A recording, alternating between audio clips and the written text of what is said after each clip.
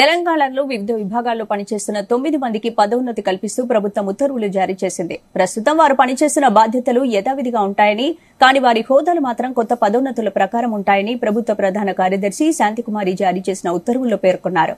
ఆ ప్రకారం ప్రస్తుతం తెలంగాణ హోంగార్డు విభాగం అదనపు డీజీగా ఉన్న స్టీఫెన్ రవీంద్ర అదే హోదాలో ఉంటారని, కానీ ఆయన పదోన్నతి మాత్రం పే మ్యాట్రిక్స్ 15 కేటగిరీలోకి వెళ్తుందని చెప్పారు.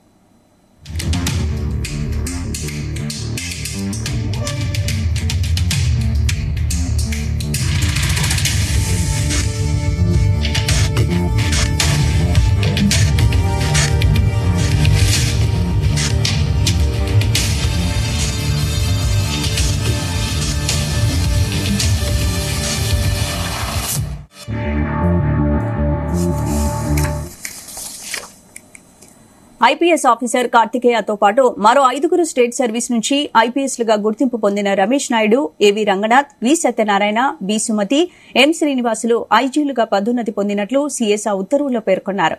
ఇద్దరు డైరెక్ట్ రిక్రూట్ ఐపీఎస్ ఆఫీసర్లు Nelakonda Prakash Reddy, D Joel Davis డీఐజీలుగా పదోన్నతి పొందినట్లు సీఎస్ తెలిపారు.